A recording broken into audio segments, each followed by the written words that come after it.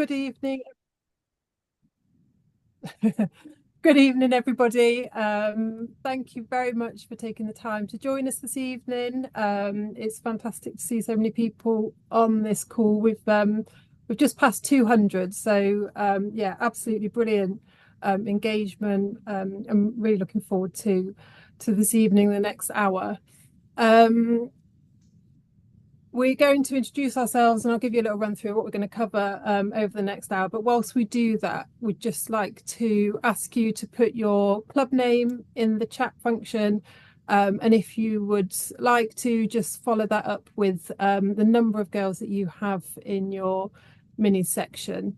It's entirely up to you. You can break that down by age groups, but really the purpose of doing that is so people can see who else is online.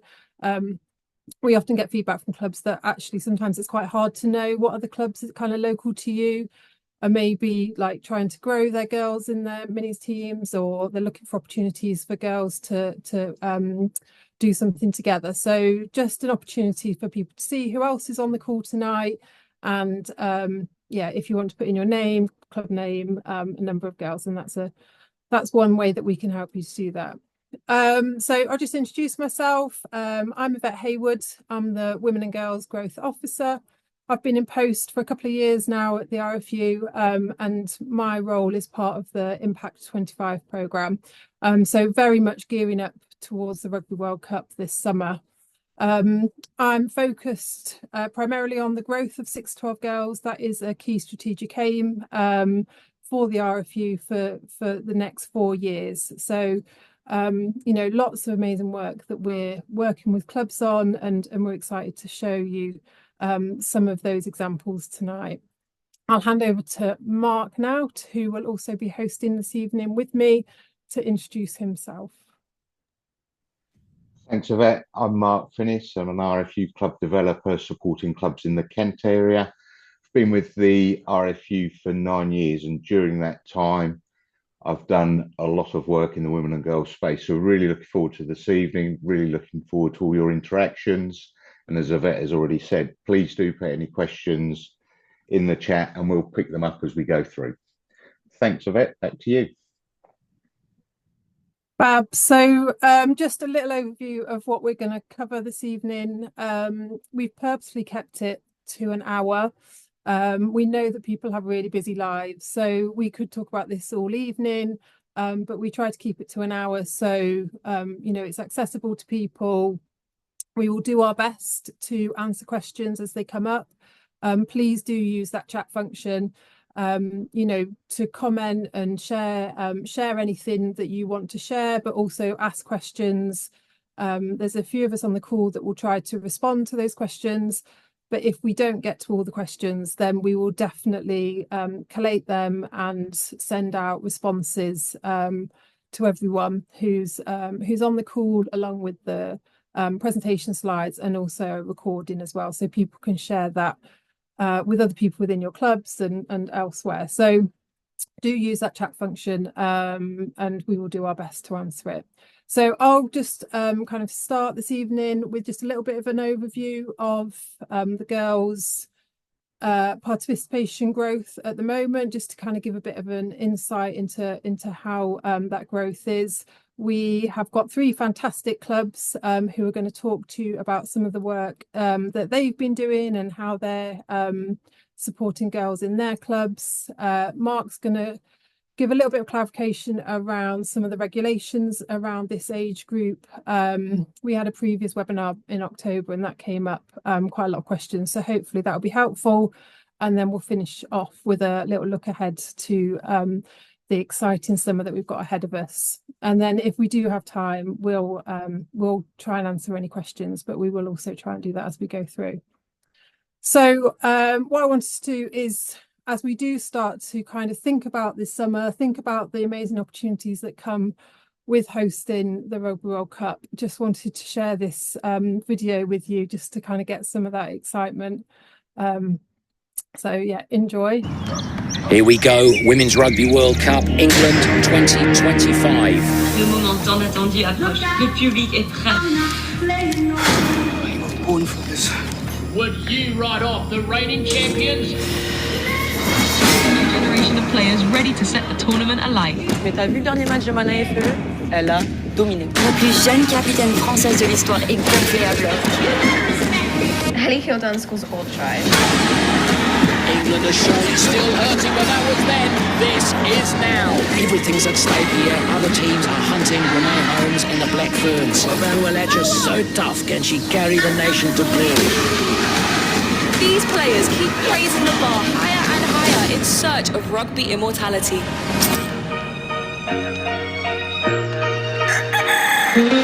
When this tournament's over, who will history remember?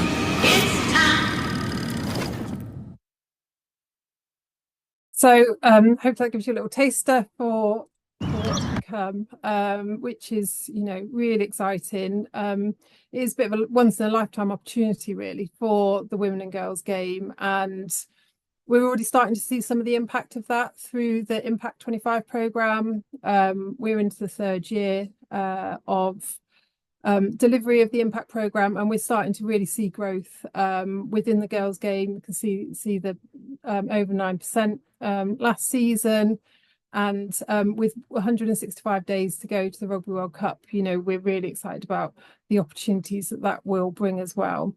So I'm just going to kind of dig into a little bit into some of those areas of growth and just talk you through where we see high numbers of recruitment, where we see some strength in retention, but also a few ages where we know that retention is a challenge, and then kind of how that looks in terms of growth of the girls' game. And I think as I talk through this is all kind of quantitative data that we gather through GMS and our player registrations. But it really resonates from a lot of the conversations that we have with clubs, and I'm sure from your own experiences, this will sound quite familiar. So this is just looking at a snapshot of this season, but it is pretty consistent with what we've seen over previous seasons as well. So recruitment, as you can see, is really high. Probably, wouldn't be surprising, year one, year two. And you can see boys and girls reflected in that graph. So really high recruitment at those younger ages, really starts to settle down kind of year 4, year 5. But then for girls, it actually starts to grow again. And that correlates with when they start playing girls only teams. Under 11s, a lot of girls we know apply to pay up into the under 12s teams, and they start to recruit more girls as well at that age, especially you can see in comparison to boys. So retention, again, there's a comparison with boys just to give the context, but it does show the mixed ages, so under 6s to under 10s primarily, that the girls' retention is consistently lower than boys.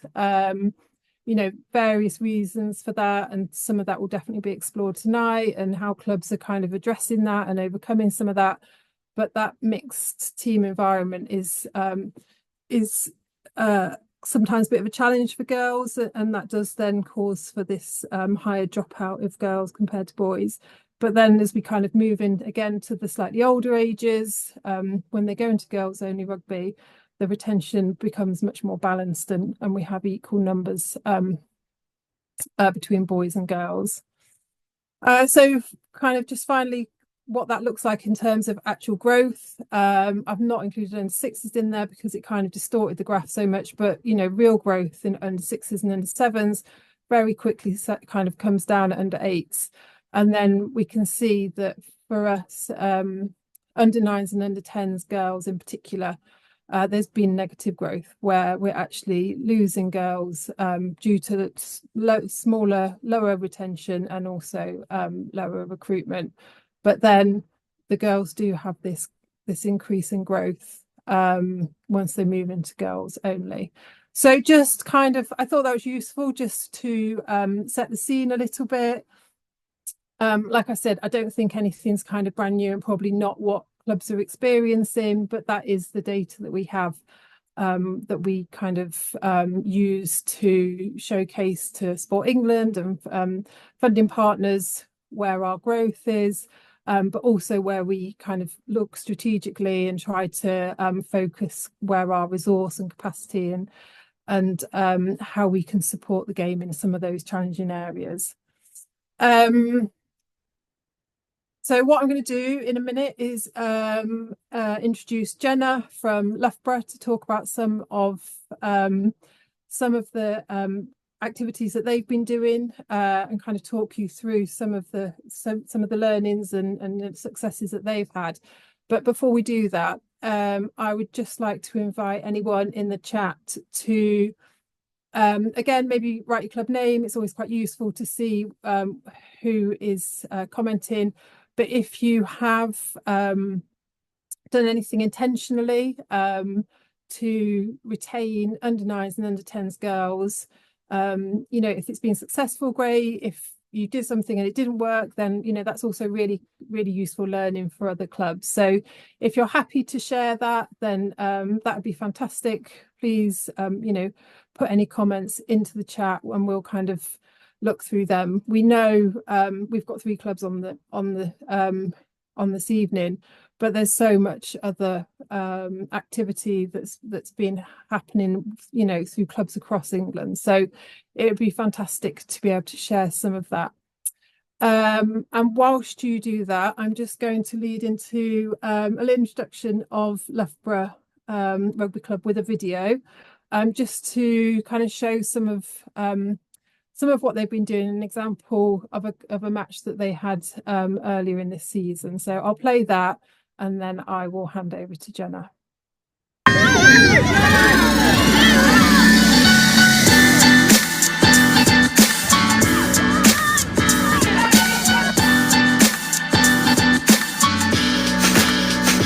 Giving girls the chance to love rugby. Loughborough RFC and Leicester Forest RFC are rapidly growing their under 9s and 10s girls' sides. Listen to what the girls and their parents said about why they love rugby since getting involved.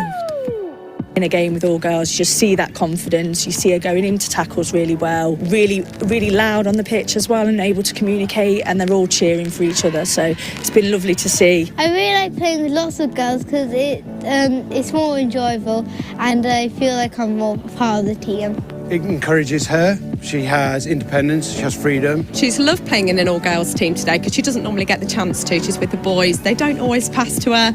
She's had so much fun. She has this extra confidence. It's like a camaraderie between the girls. They all pass to one another and it's a real team experience. I like playing on a girls team because you feel like you're with your own people and you get to play with everyone you know, and you won't you know who they are, and you that's what I feel like. But when you're playing in a mixed team, I get a little bit more worried because I might not know some people who I'm playing. But when I play, it's just greater to play in either in a girls team because you get to play with the people you know and you just get to have fun. I think when the girls are in an all-girls team together, what they enjoy is the fact that they're playing together. So they really think about how they're going to pass it. There's equal chances across it, and they've been able to really work together and work on their skills. So, yeah, she really thrives in a girls' team. It was great playing all girls today because I felt more confident because there were more girls and not many boys passed to me. When she's with girls, there's a difference, there's a light. She shines, really quite brightly. She's got confidence to tackle, to speak out, vocalise, which is everything the boys' game and the men's game teaches them, but we need to encourage that more for girls. And this grassroots, the under 9s, the under 10s age group is such an important age to influence and give girls confidence. So I can only encourage it, and I'm really looking forward to seeing more of it. I like playing with all girls because I felt more confident to go and keep shouting my teammates on. I like playing a girls only game today because in a girls only game we actually work together, but then when we're doing it with boys they just don't pass as much. When Rosie's playing in a girls-only rugby match, she always has an awful lot more confidence. She can't wait to get out there and play, partly because she gets on so well with all the girls, but also I think she gets a lot more involved with the game. They're going to pass to her. I think the girls enjoy playing the girls-only rugby because it gives them some additional confidence. They feel like a genuine team, and when you watch them play, you can see that everyone passes to everybody, and they all want the ball, and they all want to score tries, and there's a real team bond and team ethic. When I'm playing in a girls' team, I love it because I feel more involved and I have more fun. I really notice a change in Betsy when she plays in girls' teams from when she played in mixed. She still loves playing mixed as well, but the option and the opportunity to play in a girls' team, she's more confident, she feels more engaged, she's built friendships, and teamwork has just been superb. Certainly notice a significant difference in the happiness and the fun and the enjoyment that the girls get out of rugby when they play just as a girls' group. So when she's playing in girls only, she just comes in with such enthusiasm. She can't wait to get involved with it.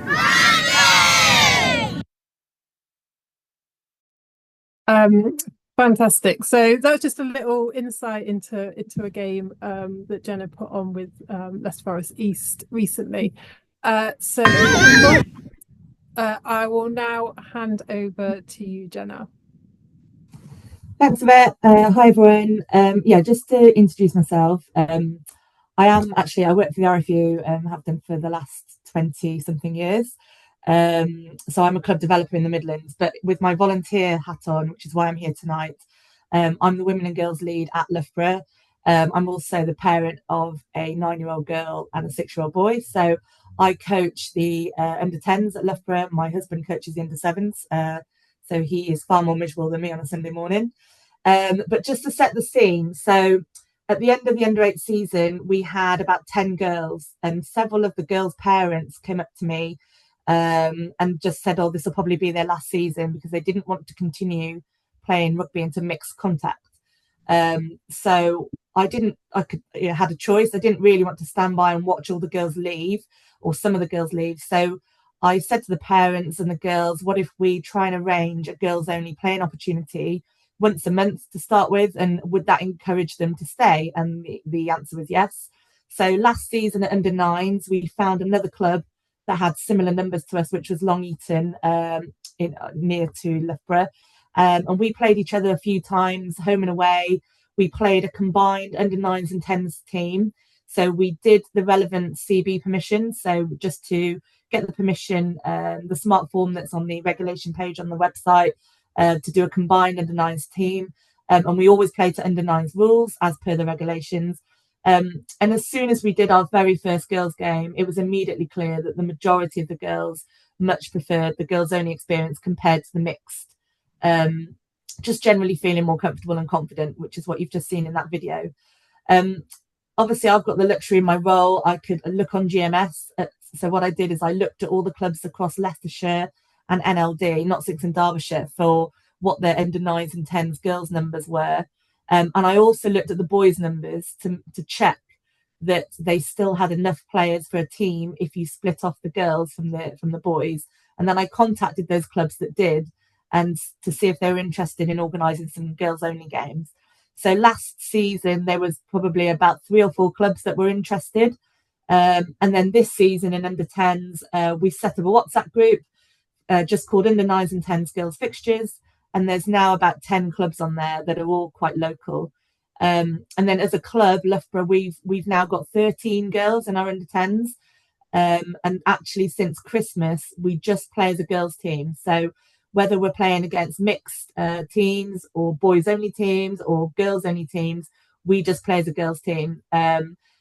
Because what we've noticed is it's more important to the girls who they play with rather than who they play against. However, having said that, they do definitely enjoy the girls only games better. So just moving on to coaching really, and a few sort of key points around that. So we currently have 16 boys and 13 girls in the under 10s at Loughborough, which is great, but you can also appreciate that's quite challenging from a coaching perspective. And how do we try and keep both the boys and girls happy and engaged? So we've tried our best to make sure they understand that as a collective, they are all Loughborough under 10s. when we train, we all train together. On mixed match days, we warm up together, and then we split into our respective girls and boys teams. Myself and the other coach, we plan the sessions together. We do everything together, and then we just split off at the last minute before we actually go into the games. We also get regular feedback from both the boys and the girls' parents about how the kids are enjoying their rugby, and we encourage them to raise any concerns or issues that they may have. But seemingly it's worked, because we've not only retained, but we've also recruited more boys and girls over this under 9s and 10s period. So just to talk through some of the points on the slide there. So separating the girls off is okay. So I've just put there in brackets, fear of being sexist. So I particularly sort of reference, if you're perhaps a male coach in these age groups, and you might be afraid of, if you're seen to separate the boys and the girls, would that be perceived as perhaps being sexist? But actually, it's the complete opposite. What you're doing is you're recognizing that there is a will and a want, and maybe you're actually providing something that the kids want, that both the boys and the girls want. So I would just say, don't be afraid to separate the girls off. The second point on there, which I appreciate looks like it contradicts the first point, but what I mean on the second point is, if you only have a couple of girls, so that's when you're in the scenario where you may only have 2 or 3. If you put out 2 teams, the temptation is sometimes to split those girls up. So you may put 1 in one team and 2 in the other. But actually, the girls get a lot more out of it if you just keep those girls together. So that was the point there, that if you have only a couple of girls, but don't isolate and don't feel like you need to split them into the boys' teams, just keep them together if you can. The third point on there, be aware what is best for both boys and girls. So obviously this is a girls webinar, but we need to consider everything. Don't just consider the girls in isolation. We need to make sure that we're doing what we can for both boys and the girls. Communication is key, like with everything. So we constantly communicate with parents. We get regular feedback. We check in with the girls, parents on a regular basis, just to sort of see how they're feeling with the mixed games, how they're feeling with the girls' games. And then we just, as coaches, we talk about that, and we try and plan things accordingly around that. The next point on there is about refereeing. So, and being comfortable to call out the lack of involvement. So, and again, I appreciate there'll be people on this call who ref every week, and you'll know what I'm talking about. So, and this is actually relevant to boys and girls, but when we're refereeing, and the point was made in that video there around a lot of the girls, their comments were, the boys don't pass to me, the boys don't pass to me.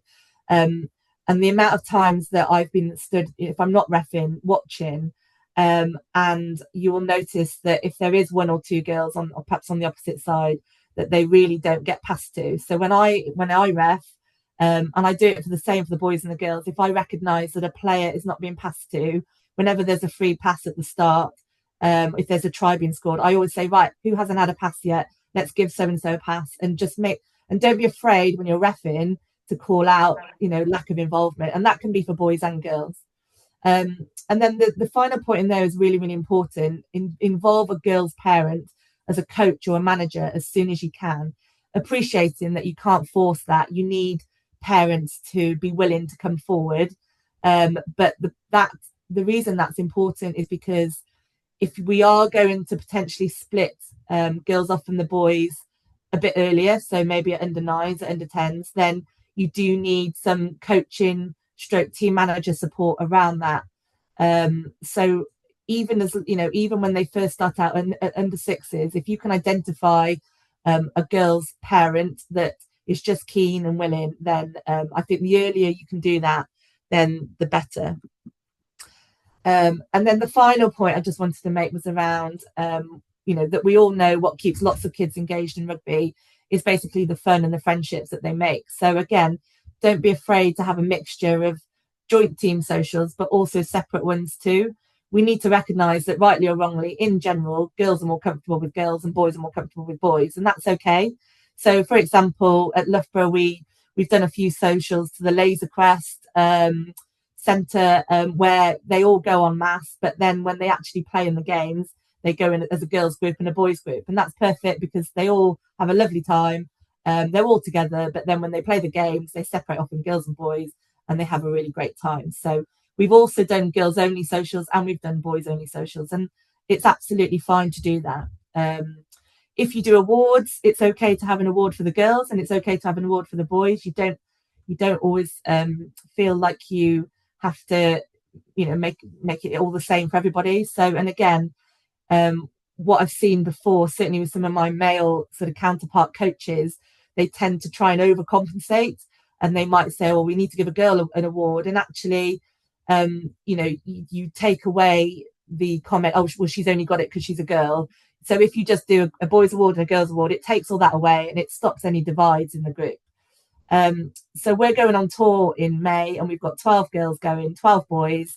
It'll be a great experience for all the kids, and as coaches, we'll basically be happy that we've got to the end of this season, retaining all of our players and hopefully keeping everyone happy. So they were the sort of key messages, really, that from my experience on being on the ground with Loughborough, that's the things that we've done, and we found that it's worked. So hopefully that makes some sense to some people. Fantastic. Thank you, Jenna. I could see, I can't see all the chat, but I can just see some love hearts and some thumbs up and lots of nice little emojis going up my screen. So I think that definitely resonates with lots of people, and hopefully, a few helpful tips in there as well. Fantastic. Thank you. So moving on, I'm going to introduce Nikki, who's the girls leader at Ivy Bridge, and Gary, who's coach, and they're just going to kind of talk through around what they've been doing at Ivy Bridge with their younger girls as well. So hand it over to you, Nikki and Gary.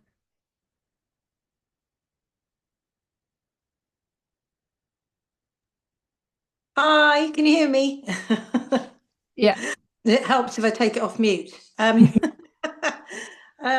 So hi, I'm Nikki. I've been girls lead at Ivy Bridge for about 18 months, and I've got a daughter who plays in the under-16s. But I've also got two sons who've been through the whole system on the boys' side, from under-7s right through to Colts and beyond. So it's allowed me to sort of compare the two experiences, really.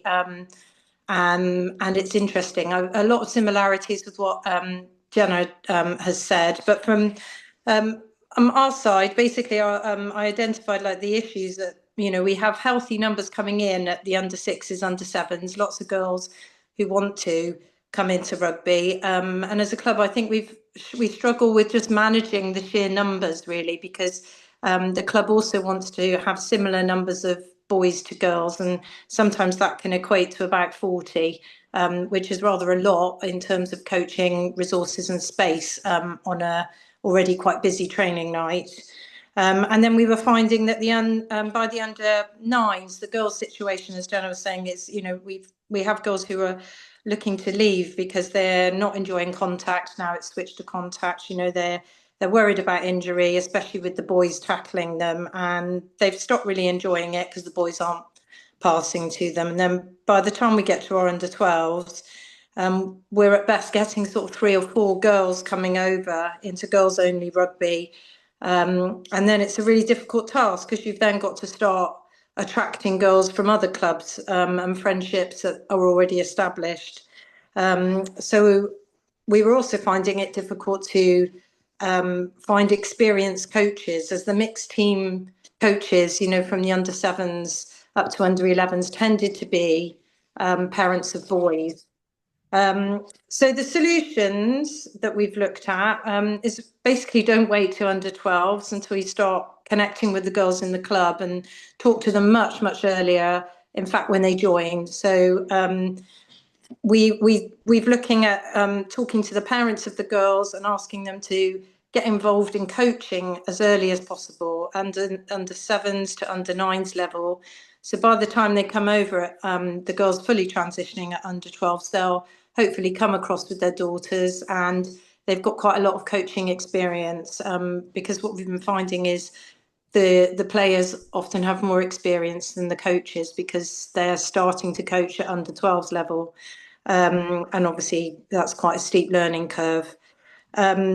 So we've now started offering girls from the under-9s and upwards to come and train on our girls only training night. So we train on a Wednesday with the girls, and the boys and mixed teams are on a Friday. And it's been optional, and the girls, we've said it's an additional opportunity for them to train, so they can still train and play with the mixed team, but they're given the opportunity to come and join us as well on a Wednesday.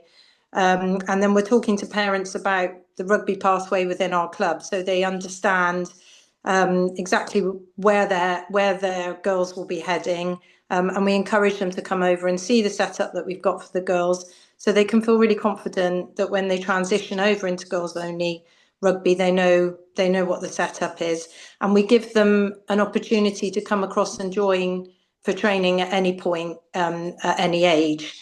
And we offer training sessions on a Wednesday for separate groups, so under 9s to under 12s we all put together. And then we have the under 14s, under 16s and under 18s all at different time slots on the same night. And next season we're actually hoping that we can introduce an under 7 and under 8s tag rugby training session as well, as long as we get the space.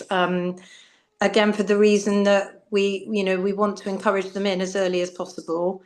And then our under 9s and under 12s are actually training together as one group because it's mostly non-contact. And then they can be broken up into smaller groups for specific skills sessions. But each age group is given a different colour bib to make it sort of easy to identify them. And the results have been fantastic. We've got over 30 girls consistently training with us now on our girls only training nights, and we have a constant stream of girls now wanting to trial, and we see this growing. This is just going to grow more and more, especially with the World Cup this year. And we've found that we've got some under 9s and 10s who actually just train now with the girls. Although most still like to train twice a week and stay with the mixed team. But we have got girls who are only continuing to stay with the mixed team, which is also fine, because Wednesdays don't suit with other clubs and things like that. So we've kept it optional. And then before Christmas, we collaborated with a nearby club, similar to what Jenna was doing, who had similar numbers, and we organised a girls only under 9s fixtures, and it was just a huge success. The girls, some of them, it was the first match they'd ever played, and their confidence just grew because they just felt safer playing with girls. And so we posted it on our Facebook page, immediately received offers from other clubs asking if, we've got a big under 9 section, could we come and have a fixture with you as well? So yeah, we're aiming to do it again this month. And then finally, we just find that once our under 9 girls are confident and the rugby coaches feel that their skills are good enough, they fill out the playing up forms and they're fully involved in our under. And we've got a really thriving under 12s girls only team. And although they stayed wanting to play mixed games initially, we find that most of them now just want to play with our girls only matches. So all good news really. And so these are some pictures of our under 9s match that we had. We're down in Devon, so they came. Salcombe came and joined us, and immediately you can see Plymouth Arg came up to us and said, "This looks fantastic. Can we also join you with our under 9s?" And then just finally, this was some feedback that we had when we were saying that we were going to be chatting tonight, and just sort of said, overall, what's the experience of being a parent of a rugby girl? And they said it's still easier to be a parent of a rugby boy than a rugby girl. And so this is things that we are looking for to try and, change. So although we've made these great steps in a really short space of time, we've still got a long way to go, because we feel that clubs are still very much set up to suit boys. Changing rooms, pitch availability, match and training times are all set up around an existing boys framework, and the girls sort of fill in. And quite often Sunday afternoons are much quieter in rugby clubs. They're less lively and welcoming than Sunday mornings. It feels like the end of the weekend. There's a keenness to get home. And so it's difficult, but we really want girls to come into the game. And so I think we need to think more about the enjoyment and the social side of, girls rugby for players and parents, because, parents were also saying, there's so much going on a Friday night and on a Sunday morning in the club. So Our ambition is really to run lots of fundraising events, tours and girls only socials right across the season, so that we can really reinforce to them that our club and that rugby isn't just for boys. So I don't know if Gary wanted to add anything about the coaching side at the club. Sure. I mean, Nikki's covered off most of it. I've been reading the comments as they've been coming through, and everybody seems to be very similar to me here.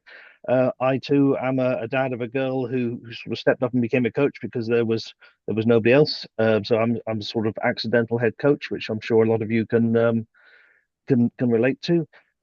We do indeed have 4 age groups training on a Wednesday night. As a result, we've got 8 coaches. We've got to make sure they're all wearing different coloured bibs so the wrong person doesn't tackle the wrong guy or wrong girl. But it is absolutely great to see the way the girls are growing, see their confidence, to watch my daughter make friends all over the West Country, to watch my daughter actually step up and start coaching the under 6s herself. And in particular, she's keeping an eye on the younger girls and making sure they get the passes and all the rest of it. So it's hard work, but it is great. I've seen other clubs in the West Country. They've taken the conscious decision to split their teams at under 9 rather than under 11. So I think there's Kingsbridge and Sidmouth, I believe. They both start having girls only teams for under 9s, and they have really big, really strong squads. That is our ambition. But as Nikki said, it's time, it's coaches, and it's actually just square footage of grass that we lack to be able to do that. And also, we don't want to remove the girls and therefore not have enough boys left in the remaining 9s and 10s. But the story's positive. We're getting there, and it's just great to see the girls just grow and really enjoy themselves. Fantastic. Thank you, Gary. Thank you very much, Nikki, as well. I think lots of consistencies with what Jenna was talking about, but really clear messages about giving the girls the choice, isn't it? And about communication with them, communication with their parents, and understanding what they want and being able to give them that choice. Finally, then, I'll hand it over to Marcus from Horsham. I'm going to stop sharing. Marcus, I haven't got any slides. So I will let Marcus go for it. Ace, thanks for that. So my name's Marcus. I'm a coach. I coach the under 18 girls at Horsham, but I'm also the community outreach officer. So my job within the club is to kind of go out and build links within the local community, which has been really, really useful for this project, like in our women's and girls section. So I'm from Horsham. We are just south of London, in West Sussex. We've got a fairly big women's and girls sections. We've got a team in every single age group from under 12s to under 18s. So a girls only team, we don't link with anyone else. And we've also got 2 women's teams as well. So we've got a first team and a second team. Kind of everything that what we do has kind of been said with a few additions. It's really great to see all of the stuff that everyone's doing in the chat. And again, I'm kind of looking at that going, we do that, that's great. I'm going to steal that. It's a great work. Thanks, guys. So one of the big things that we decided to do as a club was all of our women's and girls teams all train on a Tuesday night. So we've got our under 12s, under 14s and under 16s all train between 6 and 7:30, and then our under 18 women and the women's teams train between 7:30 and 9. So we decided to do that because we think it's so great for any girl in any age group to be able to see their future within the game at any one point. So if a girl comes down on a Tuesday night, if you've got a new girl that's coming, she can see her journey within rugby all the way up to the women's team. And as a club, we've found that's been really, really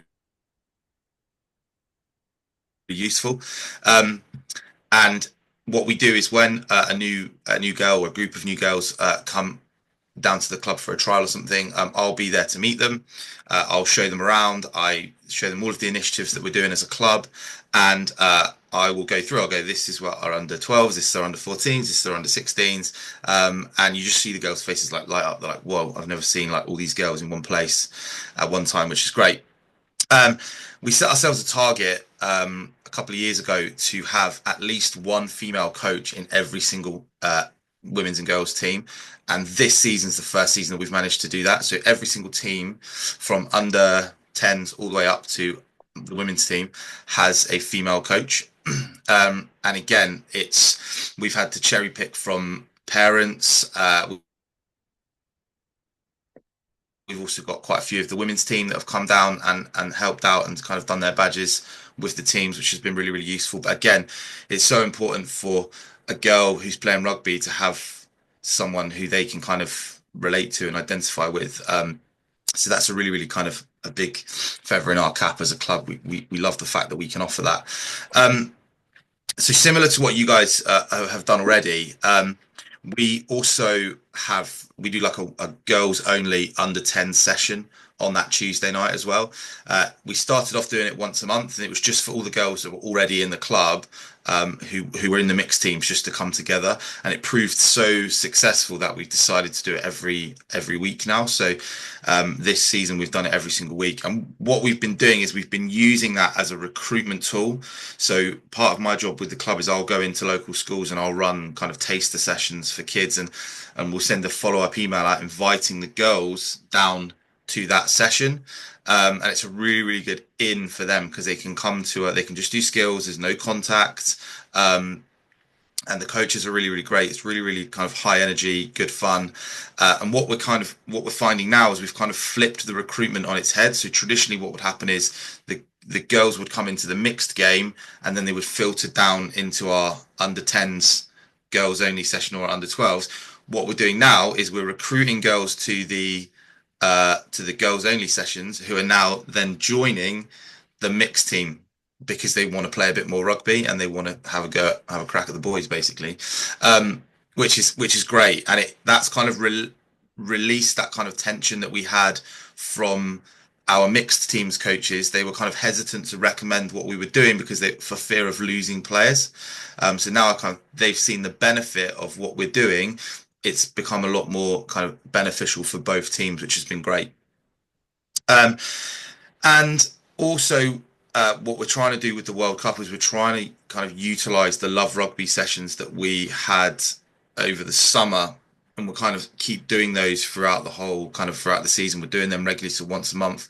As I said, we'll send out an email shot to all local schools, local primary schools, just inviting girls down, just saying like, come down, bring a friend.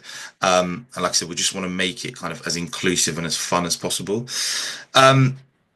So yeah, we're quite lucky because our facilities are pretty good. We've got like a floodlit AGP and we've got a floodlit training area. So I appreciate, obviously not every club can have all their teams training at one time in one area. But we've just been able to utilize that, which has been great. So yeah, that's kind of what we're doing in Horsham. I mean, I'm happy to answer any questions. If anyone, has any, feel free to drop me a line. I'm sure our details will go out on this. But yeah, that's what we're doing, and it's been really, really great for us. We're also kind of pushing, making parents more comfortable as well. So it's not just, our focus has kind of been not just on the girls, but also making sure mums and dads are comfortable within the club as well. So we've done a lot of work around our clubhouse. We've used some funding to kind of make the ladies' toilets a little bit more inviting. We've had an extension on our changing rooms as well. And when girls first come to the club, we'll give them and their parents a big tour of the club and make sure they know where everything is and kind of what we're doing. So yeah, that's what we're doing. Fantastic. Thank you very much, Marcus. Again, really good ideas, and yeah, hopefully I've just had a quick flick through the chat, and I think there's lots of support and sharing ideas, which is fantastic.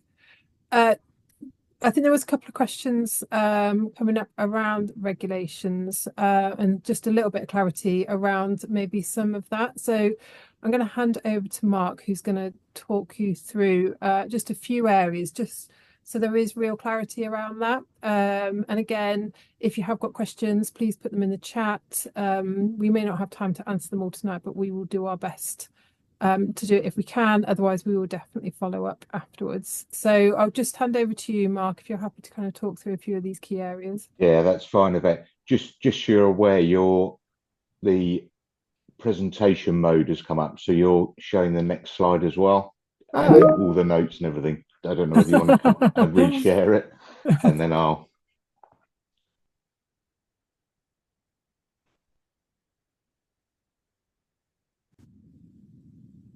Is that better? Yeah, perfect. Thank you. Sorry about that. Yes, so really, and this follows on from the last webinar we did as well, just around some clarity due to the confusion that's sort of caused, and maybe the interpretation around what you can and can't do.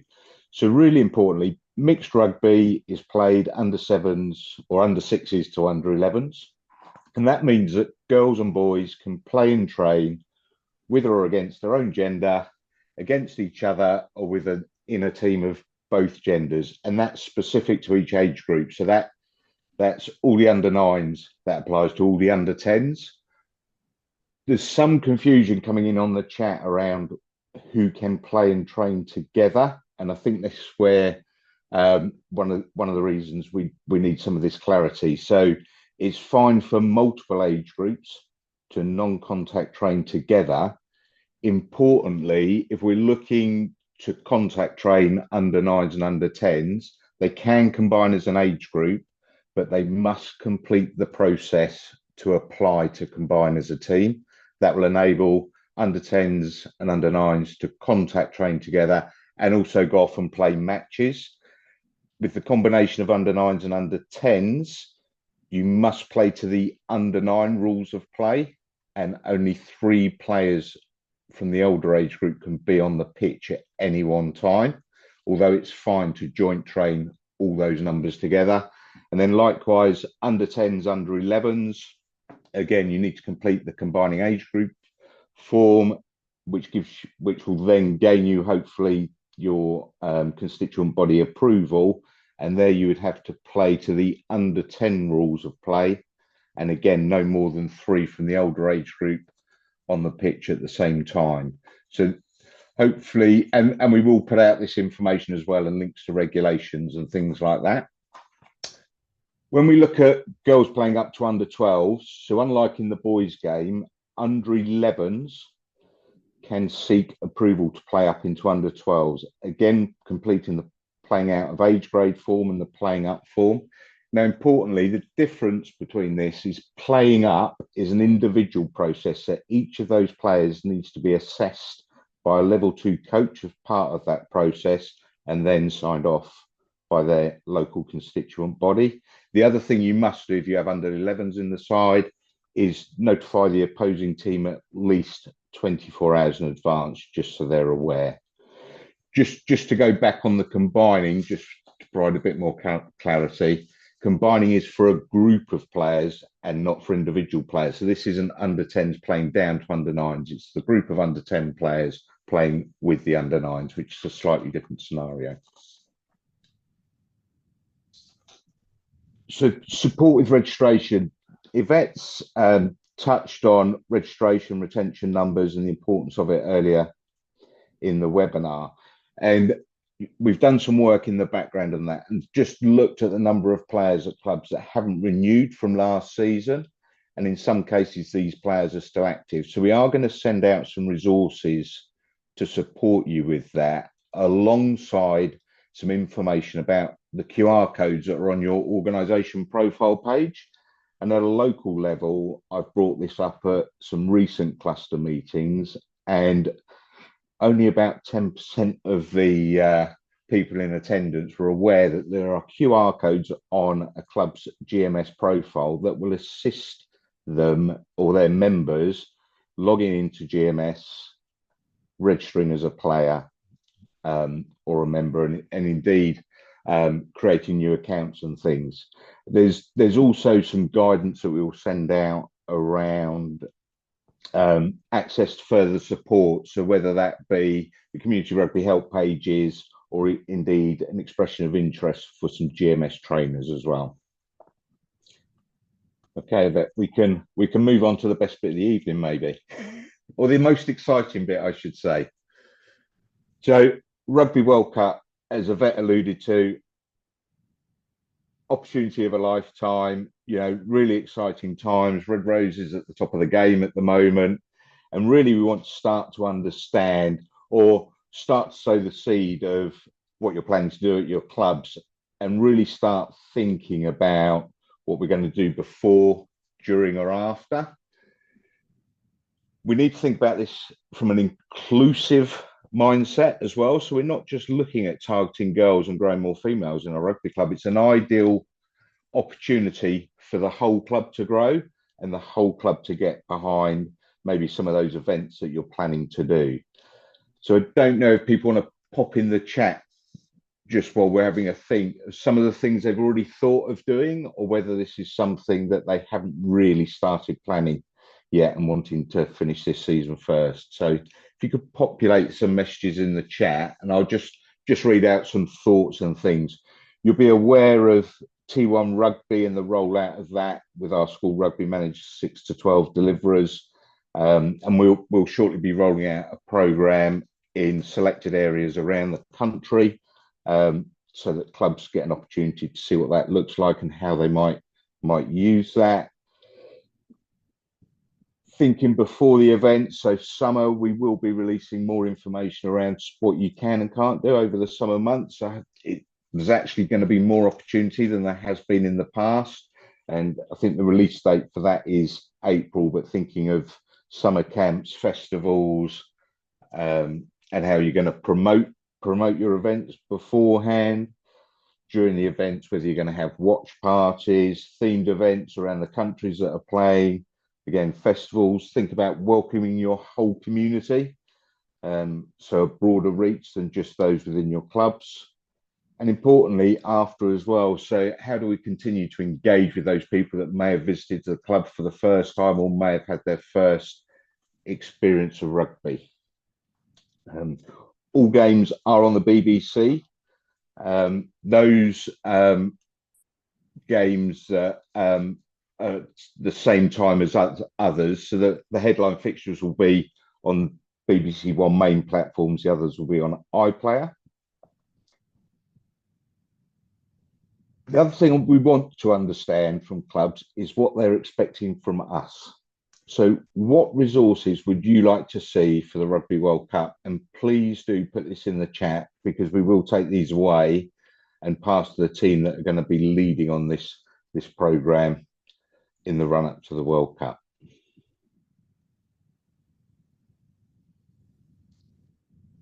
We've got a few bits coming in now.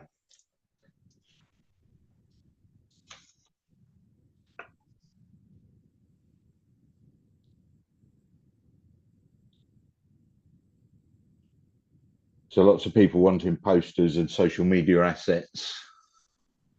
And then there's an abundance of things coming in now, which is brilliant. Exactly what we want to see.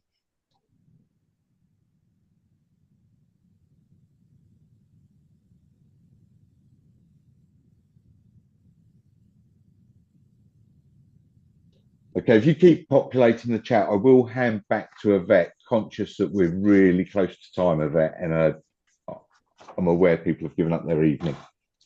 Okay, fantastic. Thank you, Mark. Hopefully that was helpful around the clarity around regulations. I know the questions come up quite often about that. So we will also provide some kind of written guidance as a follow-up to that. So we'll take away the questions and make sure you've got absolute clarity around that.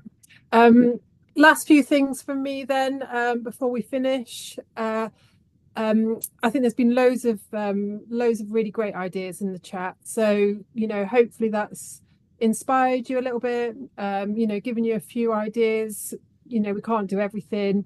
Some things don't suit some clubs, but, if there's one or two things that you can take away from that, then we really hope that has been helpful. Just to raise your awareness about the Women and Girls Hub page on englandrugby.com. If you're not aware of that, we kind of got a new updated website last year, and there is a a page specifically for women and girls, where all the resources that are available are easily accessible. So all of the Love Rugby guidance, templates, Inner Warrior guidance about running recruitment camps, information about T1 rugby, some kind of tips and guidance for coaches as well. So yeah, when you've got a few minutes, I think Mark's going to share the link, and we will share that as well with you. Have a flick through that website, and if there's any feedback, then please get in touch with myself. And then very finally, we've got a feedback form. Again, we'll share the link to that. Or if you're on a laptop, you can scan the QR code. But that is 2 questions, really quick. One is just for us to help understand how useful tonight has been for you. And also there's a question around Rugby World Cup. So we'll take the comments from the chat, and also if you want to put anything into that form about what you would find helpful, we would appreciate any feedback on that. Is there anything else, Mark, before I just wrap up?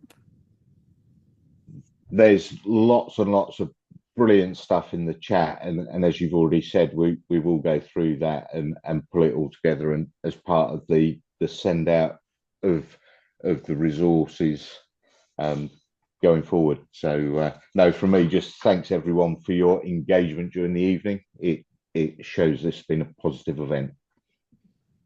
Yeah, so I think we're pretty much at time anyway. Yeah, a huge thank you. I mean, thank you for joining us this evening, for all your engagement in the webinar.